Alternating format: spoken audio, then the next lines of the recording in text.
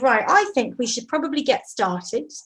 I'm going to remind people who are using our BSL interpreters to pin the lovely Monia in a minute. Instructions are in the link in the chat.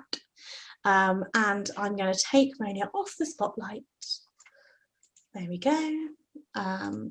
Okay, exciting times. Right, Eugene, I think I'm going to hand over to you to get us started on our very interesting panel discussion today, all about disabled bodies and representations of disability. Thank you very much for having me, and thank you very much for your kind words. I was saying earlier when I was setting up, I'm slightly edgy because I borrowed this tablet which I'm appearing on. I don't have a stand for it, so I'm having to hold it and try not to drop it. So hopefully you hear a crash and everything disappear, just pretend that everything's normal, it's all fine. But hello everyone and welcome to Staying In. As Amy mentioned, I'm Eugene Grant. I'm absolutely delighted and honoured to be chairing today's talk. For those who don't know me, I have achondroplasia. That's the most common form of dwarfism. And prior to the world imploding and my baby daughter being born earlier this year, I wrote and tweeted extensively about dwarfism, disability in popular culture and history. I'm not going to call it this disability history because it's everyone's history. And also tweeted and wrote about my own everyday perspective and experience about being a dwarf person in UK society today. So with me are absolutely brilliant panel, very excited about this. Shona Louise, Shelby Lynch, and Shani Danda. And today's themes are representation of disability in the media and the experience of being disabled in public, the non-disabled gaze, as it's sometimes called.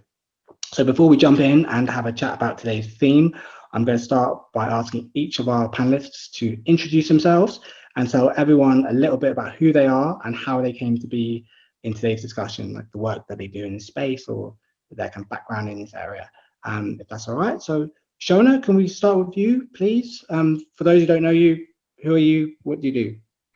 Hi, I'm Shona, and for the past 9 years, I've written a disability in theatre blog, and that was kind of the catalyst for everything I do now. I'm a freelance writer and photographer, and a lot of the work I do is in terms of representation in the theatre industry for disabled people. So I've talked a lot about that before lockdown and also throughout lockdown as we're starting to see theatre return. So yeah, a lot of what I talk about is based within that kind of representation.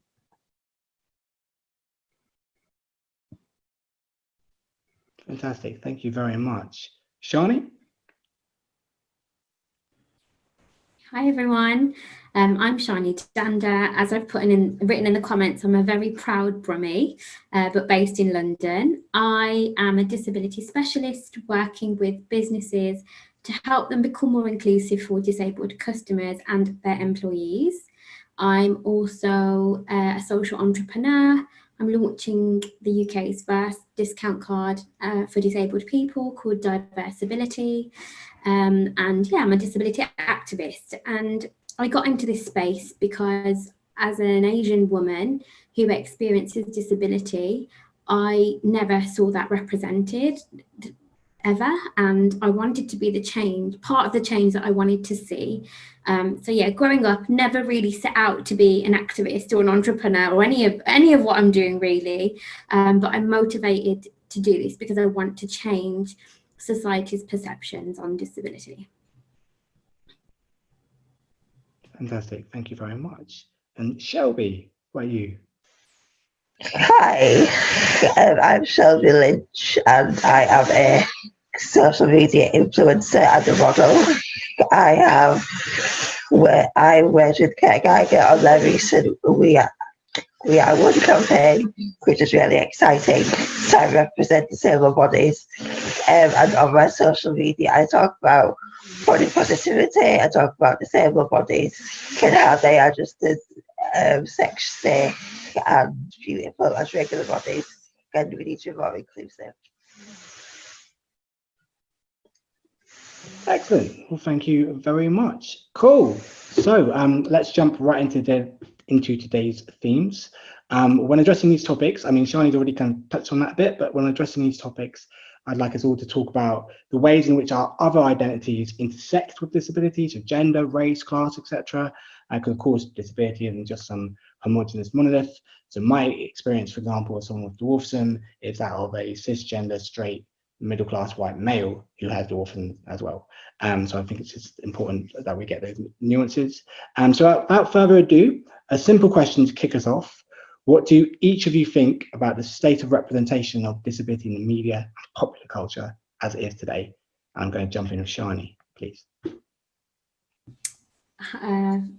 Great question. I think it's terrible. I think it's very sensationalized. Okay, let me start again. I think from when I grew up to what I see now, there has been a change, but the change has been very slow, but it's still not representative. I can only name you 2 people of colour that have visible disabilities that I see on my screen, and that's not regularly, and they're both men. So there is not an intersectional representation of disabled people, I don't believe, in mainstream society. And it's shocking because in the UK, 1 in 5 of us live with a condition or impairment, but where do we see that? And I often feel that the perception of disability, especially within the UK, is that you are either viewed as a benefit scrounger or you're viewed as a Paralympian. And there's you know, the only ever talking about 2 extreme versions is very dangerous. You know, there's nothing wrong if you you know, claim benefits, and it's amazing if you're a Paralympian. I'm not saying there's anything wrong with that, but it's so dangerous when we only focus on the 2 extremes. What about all the middle ground? So yeah, to start us off, that's my perspective. Well, thank you very much. I certainly agree with you on the intersection or lack thereof. And it's quite interesting because coming from lived experience as somebody with dwarfism, you know, we often get Tyrion Lannister and Peter Dinklage and all the great work he's done, but often gets held as like oh, everything's fine now. You've got this one white male who's done Game of Thrones, you know, pipe down. And of course, that doesn't represent, you know, 80-90% of the dwarfism community. So I hear what you're saying on that completely. Shelby, what's your perspective? I definitely feel like it's getting better, but like Shani said, it's quite slow. I see quite a lot of, especially like soaps, there's quite a lot of disabled actors in there. And in the modelling industry, I've seen quite a few wheelchair models on runways, and that's really inspiring because that's what I aspire to do hopefully in the future. So yeah, I feel like it's definitely getting better, but just gradually. Still got a lot to go. Shona. Yeah, I really agree with what everyone has said. I think if you look back at the past, you can see that we have made progress for sure. But I think we sometimes use that as an excuse not to push for more. It's kind of like, well, we've done XYZ, so that's that box ticked kind of thing. I think we've got to a point where progress is kind of stalling because disabled people are asking for more, but the people at the top of the ladder are saying, well, you've already got this, isn't this enough? So yeah, I really feel like as much as we should celebrate what we've done so far, it's used as an excuse far too often not to push for more and ask for more. And I really feel that as a disabled person, where I feel like if I ask for more, then I'm asking for too much. And I think that's kind of the point where we're at now. I think that's quite interesting. I think there's kind of a couple of themes from all your answers. One is the rate of progress, and that, well, one is that everyone seems to agree that there is progress, but it's too slow.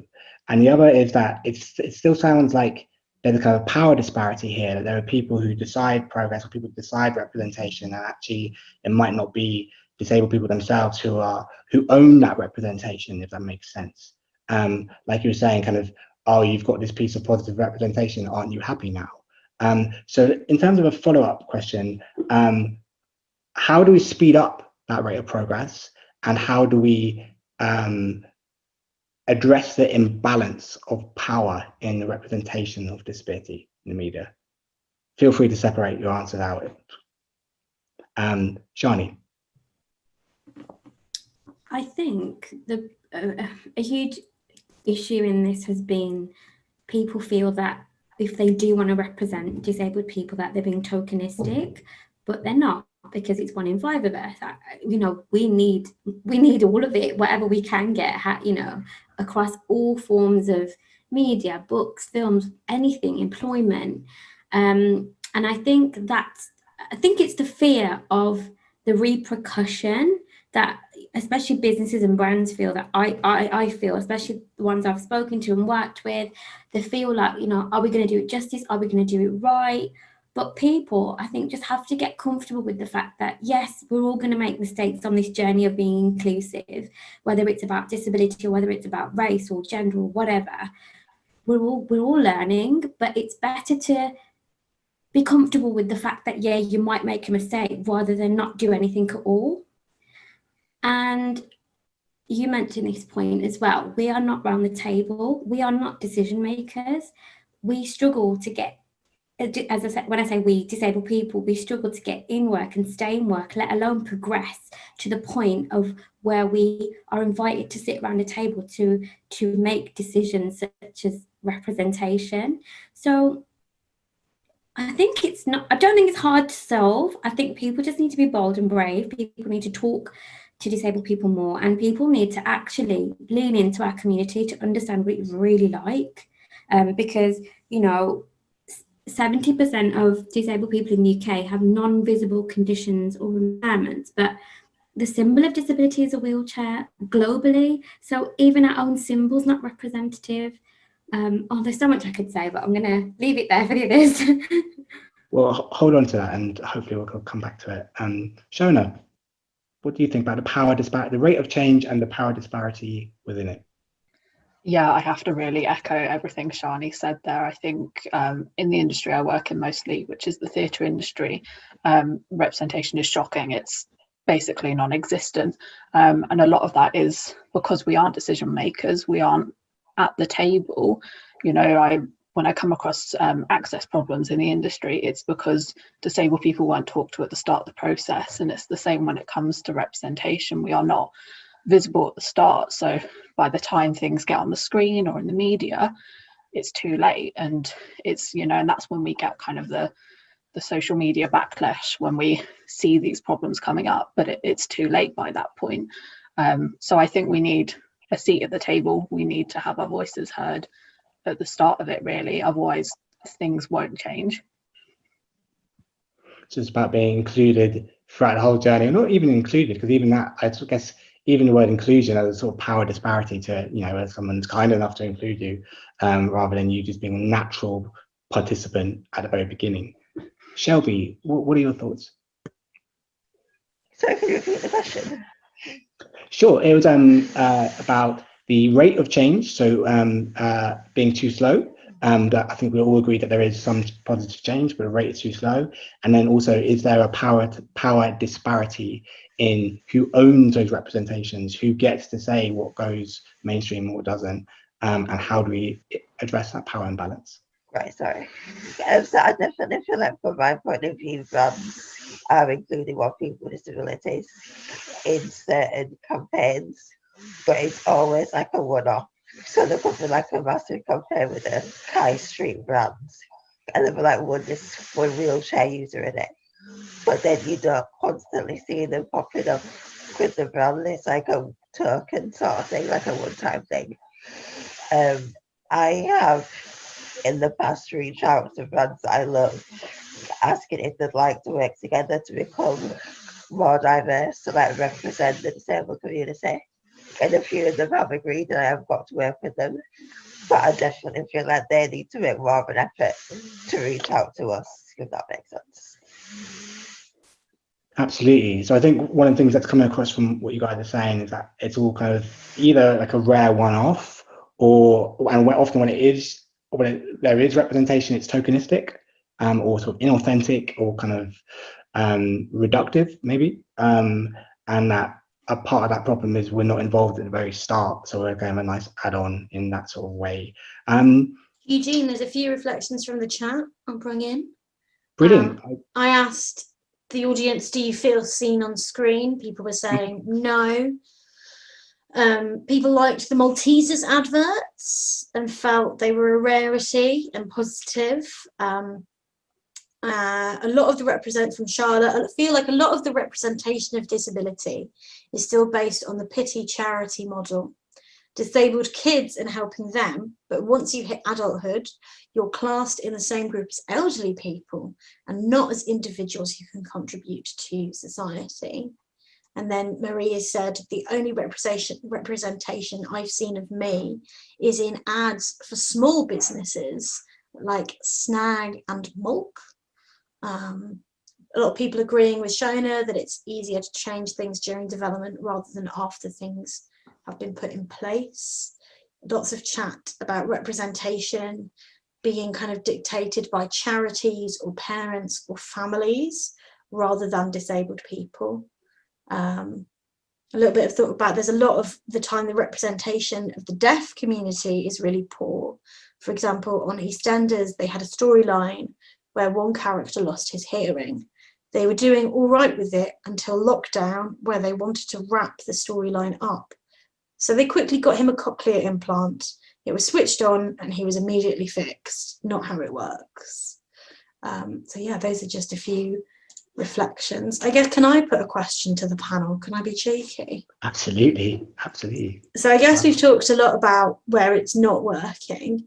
I wondered, and I'm sure we'll explore some of those areas more, but just those couple examples that have come up from the audience, you know, what are your good and positive examples? Are there any?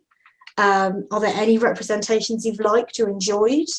I think for mine, I've really enjoyed in Silent Witness recently. In the most recent series, there were a lot of disabled characters that were just people. You know, there was a detective who was a wheelchair user, there was a murderer who had a physical disability, and as well as Clarissa being one of the characters. Like, I know it's not perfect, but what I really liked about it is that it wasn't, you know, the disability wasn't their whole character. They were also something else. And I think that is really rare. I think you must have read my mind, because that was going to be my next question, actually, was drawing on the Maltesers example.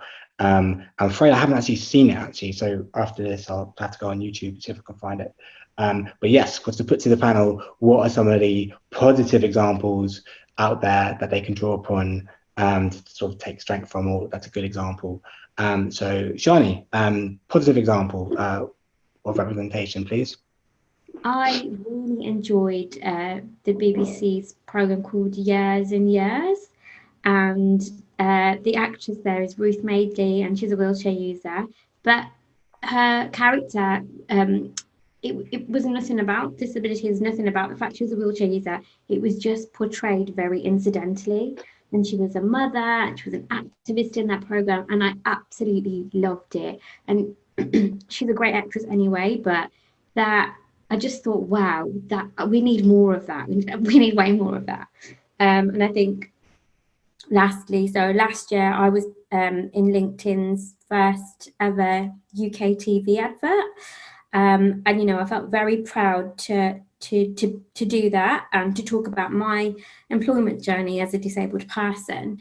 And, you know, I got incredible feedback, not just from disabled people, but from many different communities. So I think it's also really important to remember, especially, you know, as we're all intersectional, we might think that we're doing it for one reason or one cause or one community, but it really does help others to feel represented and seen and heard as well. Absolutely.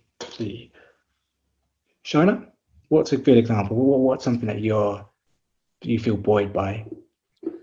So I have to kind of steal answers, because Silent Witness and Years are two of my biggest ones. I think Silent Witness has been doing amazing stuff for years now, and have kind of been, you know, putting down the foundations that especially the BBC have managed to build on over the years, and the recent storylines they've done are amazing. And in Years and Years, I'm an ambulatory wheelchair user, so seeing Ruth get up from her wheelchair was such a landmark moment. To see that on TV, it's not something we see often. And then also generally in terms of the theatre I see, the best representation I see is when there's a disabled actor on stage and their storyline is not about their disability. They are just there. They've just, you know, auditioned for a role that's not disability specific and gotten it. And that is kind of my favorite kind of representation I see in terms of on stage. Okay. You've said something there which I'm going to pick up on and ask you a bit further about in a minute. Ask us all. But before I do that, Shelby, what for you are some positive examples of representation in the media that you can see at the moment? As I've sort of mentioned, I follow a lot of disabled models on Instagram and on Twitter, and I've seen Aaron Phillips. She is a model and she is incredible. She's worked with, like, I could never say the word, Givenchy, that brand, and other incredible high-end brands, and she's popping up everywhere. She's been on the runway with Zendaya, or was it a film premiere? I can't remember. And she's really, like, inspiring right now. She's really killing the game in the modelling industry. So yeah. Excellent. Cool. Okay, I want to draw on something that I often come across in my experience, and Shona touched upon it a bit in a different way, which is that sometimes I find when non-disabled people are talking about what they assume to be positive representation, they say something like, "Oh, and their dwarfism was never mentioned," or was like, there was nothing to do with their dwarfism, which for me, depending on the character, can be a bit dangerous because it can be quite reductive, or it can actually eclipse what for me is quite a strong part of my identity. Actually, and it's almost like, oh, and they never talked about that thing at all. Brilliant, you know.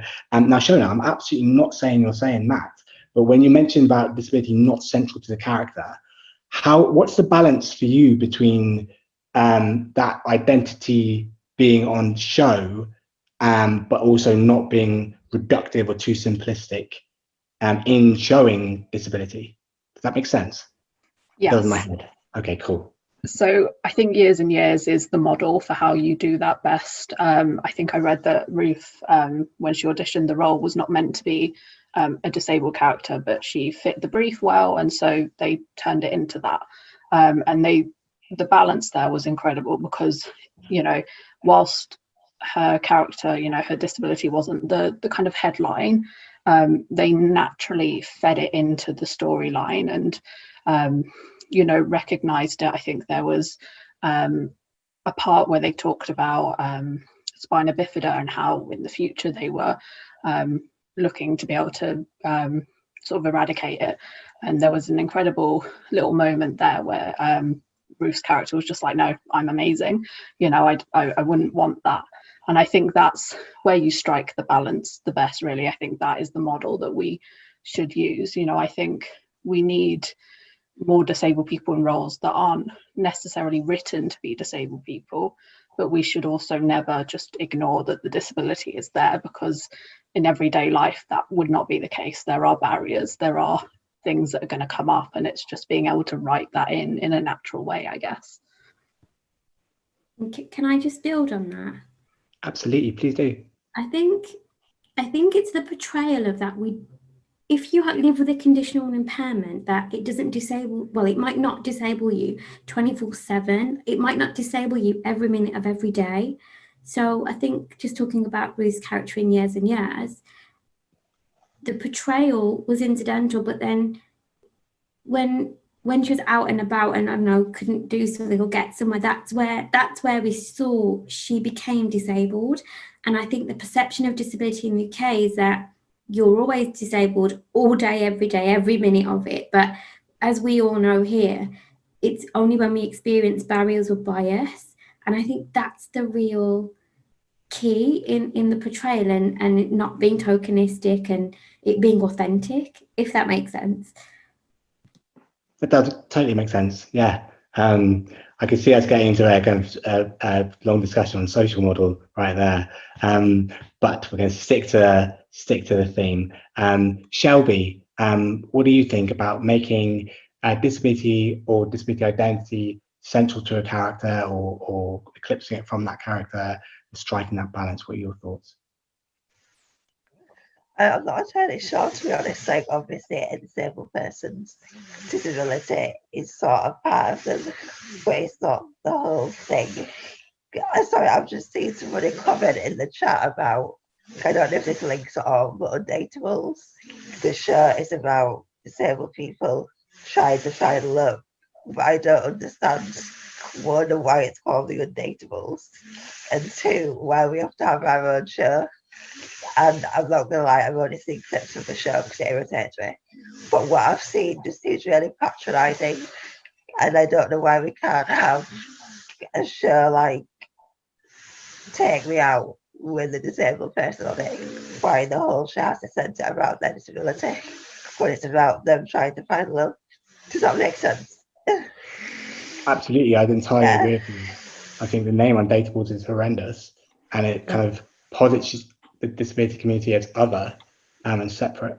I actually want to draw upon something that you said earlier, Shelby, if I can, and then hopefully this will take us onto a new sort of theme of discussion, which is relevant here. And you talk about social media and the power of social media, and I wonder if social media. We were talking earlier about kind of the power disparity of representation and who owns that representation and the power imbalance and disabled people being included, by some sort of savior who wants to do that or however you look at it. Is social media the way to break into those spaces that sort of, let's say, mainstream media wouldn't let you in? I feel like it definitely is.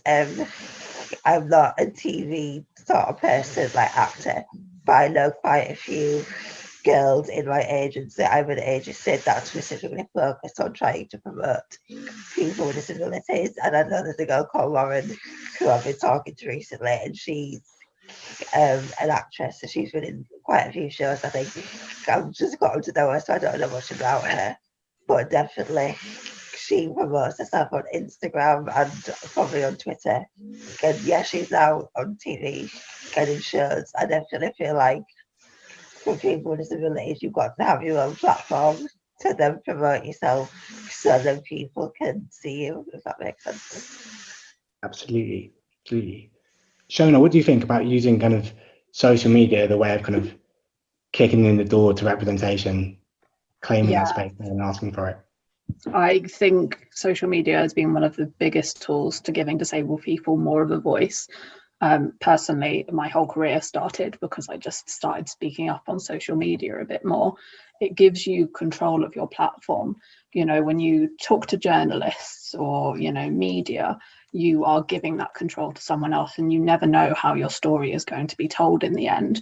But having your own platform, whether that's just social media or a blog, gives you that control back to tell your story in the way you want it to be told. And I think that you can start so much just from speaking up on social media a little bit. I would not be a writer or a photographer if I hadn't started doing that and carved my own way into the industry, because it was clear from the start that there was not a path, and so social media helped me create that path. I quite agree. Shani, what do you think about Yeah, that? I totally agree with both Shelby and Shona. I think social media is, for all the bad rep it gets, it's really helped to create many opportunities and given a voice to many underrepresented people as well. I think the fact that it's free, it's getting more and more accessible now is great. And look, we've seen what happens when disabled people aren't working with people who are in charge of representation. So we have to take it in our own hands, and we have to make our own noise. So yeah, but having said that, I'm really glad I grew up without social media. So I'm 33. This never existed when I grew up. I think I don't know what my mental health would have been like if I had grown up with social media. I think it can be very dangerous. It can take you down a very dark place. I think it has to come with so many health warnings. But use it a good way. I think absolutely it's a great tool. I quite agree. We've got some more thoughts in the chat. Please. So kind of good examples of representation. Seeing Kate Stanforth in fashion campaigns. Kate is an ambulatory wheelchair user who led an accessible dance session at the Staying In, so a friend of the Staying In. Bryony from Great British Bake Off a couple of series back. Her hand wasn't hidden, it wasn't made a thing of. That was really positive. Rosie Jones, the comedian who has CP, lots of different shows, very popular. Deaf representation. Casualty has a deaf character, Jade, played by a deaf actress. One episode was all about her, written and directed by a deaf team. It was a fantastic representation of what it's like to be deaf and tackled issues around sign language stigma as well. I was really impressed. Lost Voice guy on Britain's Got Talent. Michael J. Fox as Louis Canning on The Good Wife. Completely subverts all stereotypes of his disability. Apparently he had input into developing the character. A lot of love for Rosie Jones. Then there's a lot of Undateables chat. We're not a fan of Undateables. What else? The representation, so here we go. I agree that representation is not intersectional at all. I studied representation of disabled people in media in 2003. And I was thinking some of representation has improved in daytime TV, where it is acknowledged, but not the main narrative. There are some people in positions of power, like Richard Osman on Pointless, and Anne Hegarty on The Chase, and Warwick Davies on Tenable. So kind of quiz shows, a lot of quiz show stuff. Apparently Hollyoaks has a good autistic character line, and she's an autistic woman of colour. So and we have a blind character played by a blind actor plays a sighted character on The Archers. I think, yeah, a few things. I think what I wanted to say about there was a blind chef on MasterChef. Hannah Gadsby on Netflix. Douglas is about experience of late diagnosis autism. And what I loved about the Years and Years character is that there was literally a whole storyline about her like shagging, and I loved that. Like, she goes on this date with a guy who is using sort of like a sex robot, and the fact that she's portrayed as a single mum going off on dates and like having awkward sex times, like I loved that in the character. And that she was portrayed as sexy. And then the other bit in that show that I loved was there's a bit where they all get drunk as a family and they're dancing round and round, and the character kind of drunkenly falls out of her wheelchair, and it's just seen as like, oh well, never mind, just tripped over, come on, get back up, let's carry on. And it's just like, if that happens in real life, like people lose their wig, don't they? So it's quite a positive representation, I thought. So yeah, there's some feedback from everyone watching. Please do carry on. Sorry for my interruption. No, that was helpful, and especially the talking about, you know, the character sort of being sexy, and how little you see disability as a sexual thing, or in kind of a regular way. You know, it's either, it goes back to what we were saying earlier about, you know, often representation can be tokenistic or almost voyeuristic, whereas to have it as a regular, unremarkable thing that someone's just sexy, of course, why wouldn't they be? I think that's a kind of space ultimately I would like to see, is when it's, you know, such representation is unremarkable. It just is, you know. Isn't it interesting from the chat? Please, yeah, Shani. Sorry, I was going to say, isn't it interesting from the chat in the comments that we see better representation in things like quiz shows and cooking shows, but what about dating? And, you know, I wonder why the commissioners or whoever creates these shows, I wonder what's going through their head as to, you know, are they actively looking for disabled people and maybe disabled people aren't coming forward? Or, you know, do they feel it's a risk? Do they feel that they're not going to get picked? Like, I don't know, I just think that's something that's this discussion has really helped me think about, which is interesting. Is it something about, I was thinking about this earlier when we first started, and we're talking about progress. We all said it wasn't very fast. We all said it was slow, but there's also something I think about. It's not linear. It's not always straight ahead. So you could have something that's really progressive and regressive at the same time. So to give you an example, something that springs into my mind, we had, for me, Game of Thrones at the same time as, or not long after, as Wolf of Wall Street, which had a horrific scene of violence against dwarf bodies. And so it was almost like one step forward, one step back. And at the same time as you could have somebody on Great British Bake Off, you could have the Undateables, which I think is extremely regressive.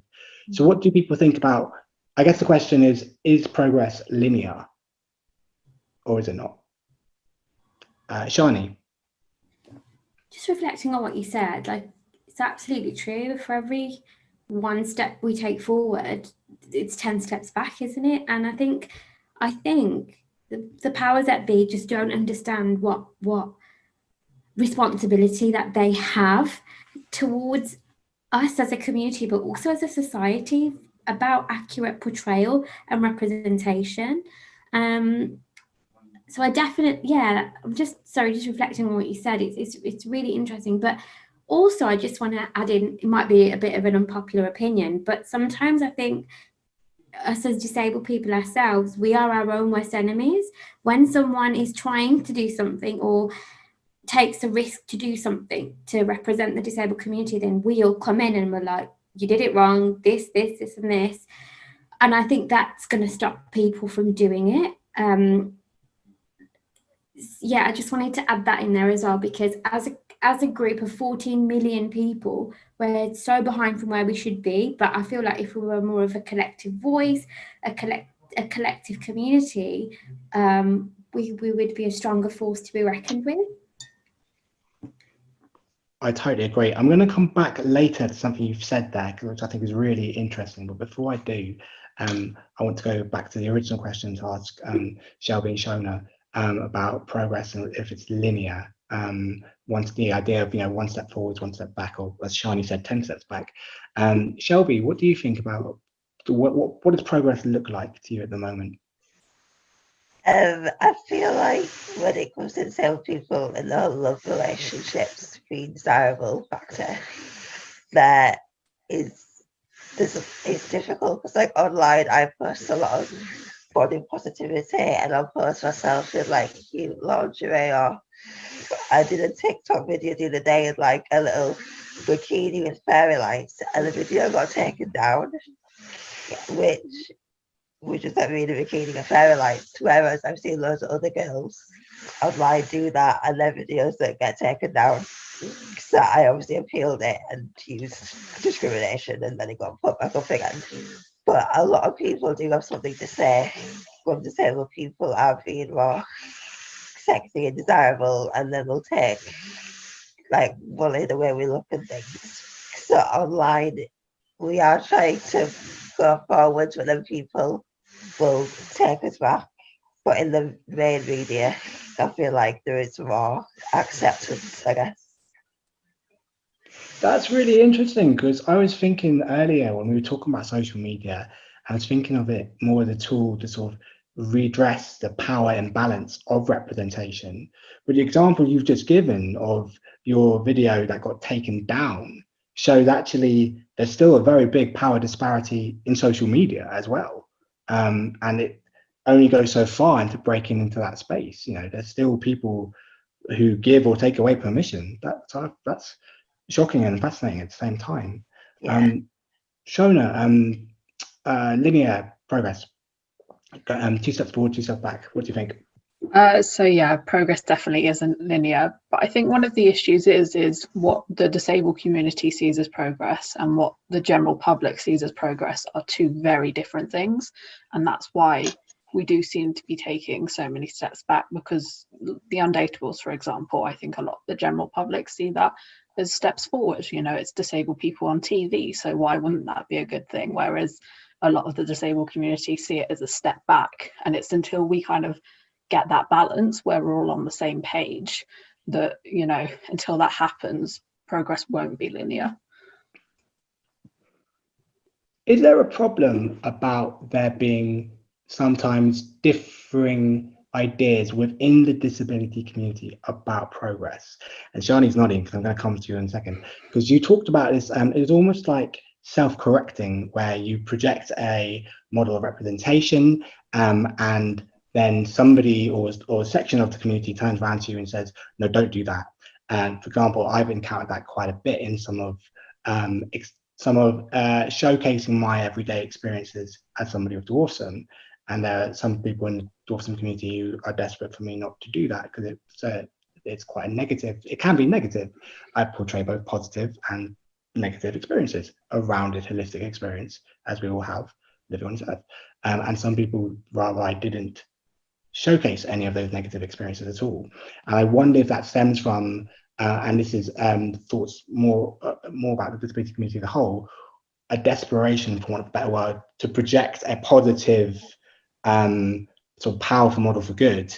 And because of that, you daren't say or admit anything's difficult or struggle or bad, or and that goes to self-correcting. So that's a long-winded way of me asking are there conflicting views of progress within the disability communities? I'm going to pluralize it deliberately. And what do we think about that? Shani, you looked like you were going to say something earlier, so I'm going to go to you first, if that's all right. Yeah, I think there's definitely different views and understanding, that because each of us have a different view and understanding of our conditions and impairments and disability as a whole.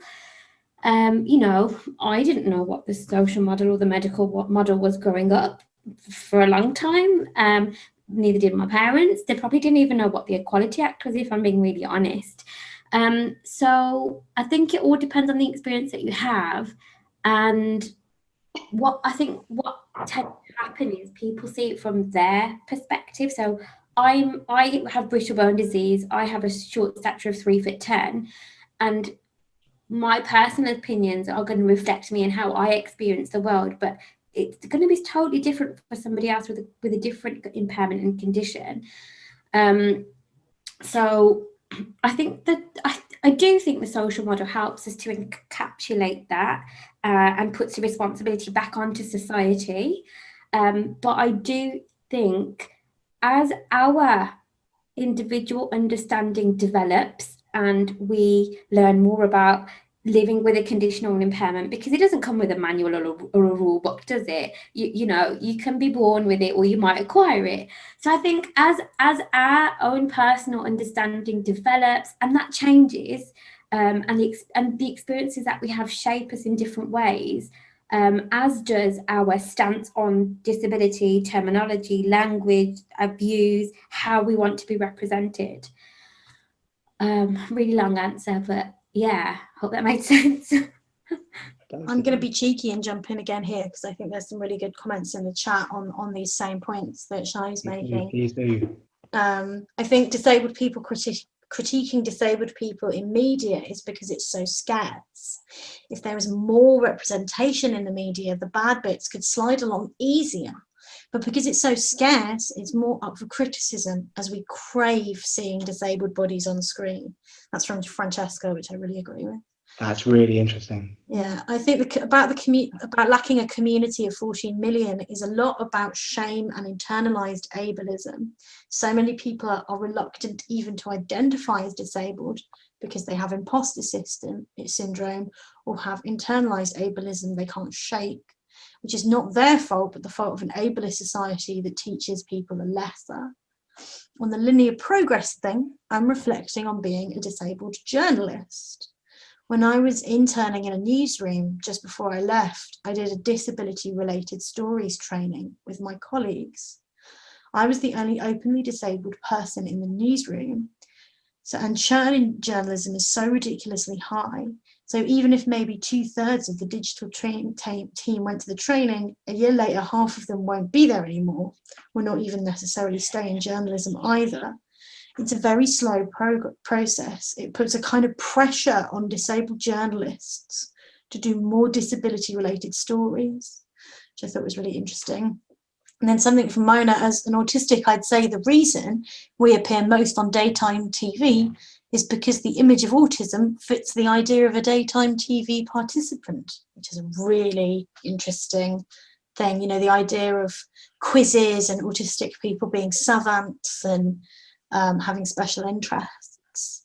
Yeah, I think that was some really interesting points there. Some fascinating comments there, some very provocative comments. I'm particularly interested interested in all of them, of course, but what Francesca's saying, I think was the first one, was is really close to what I was about to suggest, which is that if there's so little representation, it's almost like you only get one shot, and you have to then use that, and you're then being allowed space into a narrative that you didn't create, and so you better make it count. And so there is no room for negativity or difficulty or barriers or not overcoming your disability or anything like that.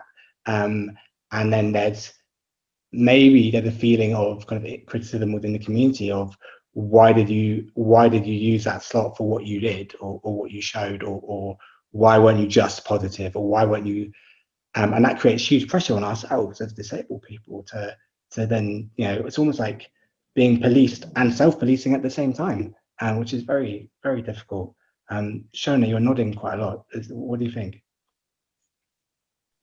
A lot of different points there in terms of kind of the clash within our own community on what we all think about things. I think that clash is always going to be there because we are all at different stages of our journey of accepting our disability, of learning about the community and navigating language and everything like that. I think those clashes are always going to exist because we are not always going to be at the same point of our journey. And I look back at myself 5-6 years ago and the opinions I had that are so different to what I believe today because I just was not educated. I didn't speak to any other disabled people. I didn't see myself represented, and so I had no idea. So in terms of that, I think there is always going to be some kind of a clash, really. What were the other points? I guess it was a kind of the idea of being policed and self-policed in the narratives we portray, because there is such little space or such little room that you better make it count, that one shot that you have. Really, I'm conscious of time. So what I wanted to do is in our last 5 minutes was to sort of almost.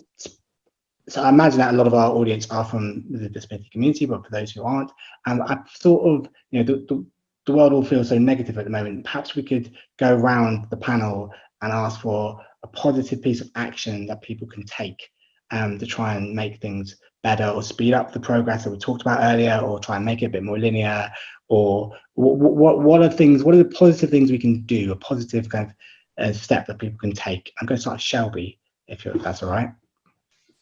Yeah, it's fine. I just feel like if you want to do something, just go for it. And if you need to build a platform, I'd obviously say start with social media to try and get where you want to go. And during the pandemic, I started on TikTok, which is just a distraction for me because I'm just so bored. But now I've got nearly 200,000 followers, so I just feel like that gave me another platform to then talk about my disability, to then educate people, and it just goes on like that. So definitely start online, I feel like. Excellent. Johnny? I think what I would say is if you see something and you don't agree with it or don't like it, offer to be part of the solution. Don't just call it out, because that's going to potentially just put people off doing things in the future, which means that progress is going to take even longer for us. And I think if you want to use social media, it's a great platform, but be supportive, I would say, rather than being very, very critical. Offer solutions, offer to be part of the solution. And if you don't have to know the answers, you can always signpost as well. So don't put that pressure on yourself. There's always people and so many advocates in the community and charities and organizations. So don't put that pressure on yourself. All right. Shona? I think going on from Shani's point there about signposting and things like that, I think, if you're watching this and you're probably active on social media, surround yourself with as many voices as possible. Make sure your feed is representative of everyday life. You know, the more voices that are around you, the more you learn, the more you see things from a different perspective. You know, we're not all TV commissioners or producers who can, you know, have a direct impact, but the more voices you surround yourself with, the more diverse your life becomes, and the more you start to recognize these, you know, details and problems and can start to act on them. Absolutely. I think there's something as well about signposting and spotlighting other sections of the community who get less of a spotlight than you. You know, I'm very conscious of a straight white male that I get, you know, I've got more privilege than a lot of people in the community. So trying to, you know, boost and not hold the door open, I hate that phrase, that's but try and kind of spotlight other sections of the community as well that might not get a look in, or you know, yeah, present a more sort of nuanced representation in that way. Cool, excellent. All right, well, in our remaining minute, I think, what I'd like to do is to give everyone the opportunity to shout out something, maybe something they've done or something they've got going on at the moment, or something that they've just really enjoyed under lockdown, anything you like. Shelby, what would you like to spotlight or shout out? Even if it's your own TikTok or Snapchat account or whatever you like. Yeah, I'm online. I talk about disability a lot and fashion and things. You can follow me on TikTok, Twitter, and Instagram at ShelbyKinsXer. I'll write it in the chat in a bit as well. But yeah. Great, thank you. Shona, what would you like to spotlight or shout out? So you can follow me at Shona Louise blog on Twitter and Instagram, but also I am a photographer, and in the future I'm really looking to work with more disabled people to capture them and use photography to empower people. So you can also find me at shonalouisephotography.co.uk and just send me a message if that's something you sound like would be interesting. Excellent. Shani, what do you want to spotlight? So I'm at Shani Danda on all socials, and I'd love to spotlight Diversibility, which is a discount card, as I mentioned, for disabled people, which is launching soon. And I've just put the link in the chat, but you can join the waiting list to be the first to apply when we launch. And it's free. Excellent. Eugene, you shout out for you now. Okay, I will. So I'm Eugene Grant. I've got a chapter in a book called Body Talk, edited by Kelly Jensen, about kind of sort of diverse bodies, disability bodies, and my chapter is called The Body That Betrayed Me, and it's looking at dwarfism, masculinity, and disability. I won't say anything more, but it's a really interesting collection of essays. So do have a look online. It's Body Talk, edited by Kelly Jensen.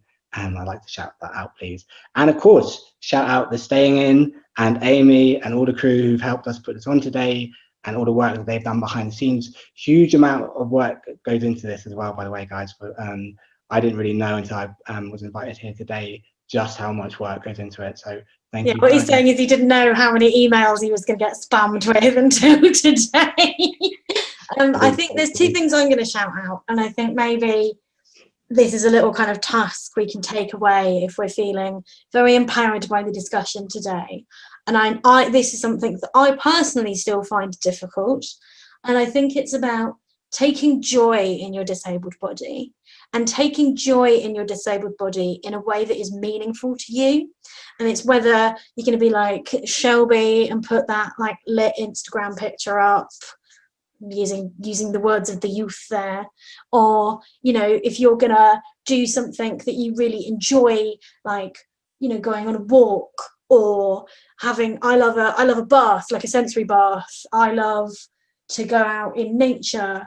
I know a lot of that stuff is challenging at the moment, but I think if we try and take a bit of disabled joy in our bodies, and if you feel comfortable, you know, and this is something I really admire that Eugene does quite a lot and Shona does a lot, and I follow more of Shani's stuff, you know, you're all doing it, you know, you take photos of yourself and you're just like, this is a happy, joyful body doing happy, joyful things. And sometimes it's doing things differently, but you know, there's pride and joy in our disabled bodies, and I understand it's not possible for everyone to do that, but if you can, I think try and celebrate your body in a way that is meaningful to you, because it's beautiful and fabulous and brilliant, and that's a great way to achieve just representation of yourself and your place in the world and the space that you deserve to occupy. And I think that's the main thing that you can take away, is you deserve to occupy that physical and mental space in this world, even when you don't see it being represented. Another thing, and I'm going to put a link in the chat, there is a great new series on the BBC, and I think it's on BBC 4, and I think it might be on BBC America, and it's called Crip Tales, and it's a series of monologues by all different disabled actors, and some of them do focus on representations of disability and experiences of disabled bodies. So there's a little link in the chat, so check that out. So yeah, and finally, I guess a shout out to our wonderful panelists who have done a fantastic job today. And I think we'll have to have you all back, because I think there's more chat to be had. I think we need part 2 where we really interrogate that lived experience of, you know, being out and about on the street and the weird shit people say to you. I think maybe that's part 2 that I can persuade you all to come back, and Eugene can teach us some of his sassy comebacks, because they're strong. No pressure. Yeah, and someone put in what I was saying earlier, people taking joy in their mobility aids, you know, making your wheelchair beautiful, making it feel really pretty and bright, and wearing your bright colours or whatever you want to do. So I'm going to say a huge thank you to Eugene for chairing our discussion masterfully. It's a big thank you. Huge thank you to Shona and Shani and Shelby. Thank you very much.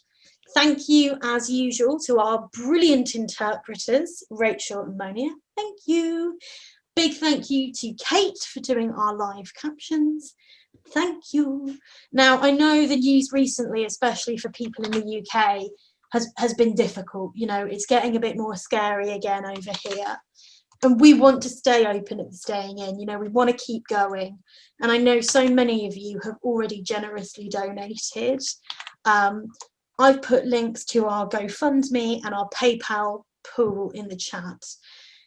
If you are able to donate, that would be amazing. And if not, if you're able to share it, put it on your Facebook. Shelby, get it on the TikTok. You know, I know on our GoFundMe, it looks like we raised a huge amount of money, but we've been going for 7 months now, and each event costs us about £400 to run.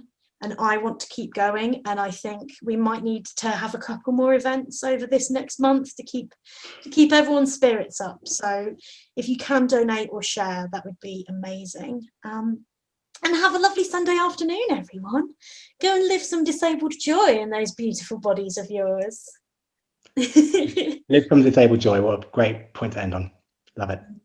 Well, you can donate if you're in the US. Feel free to use the PayPal. Just someone asking that.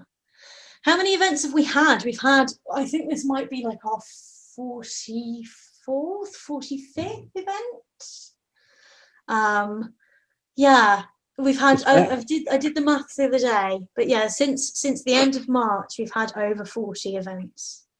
Wow. With at least 3/4 of them, we've had both BSL and captions once we had the funds to do it. So yeah, reached over 1,500 different people. So yeah, keep going, guys. We got this. All right, everyone, look after yourselves. Have a lovely Sunday evening. Thank you guys so much. Bye. Panelists, send your invoices. Interpreters, send your invoices. Thanks, guys. Bye-bye. Disabled joy for the win. Yes, Stella. Yes. Bye. Bye.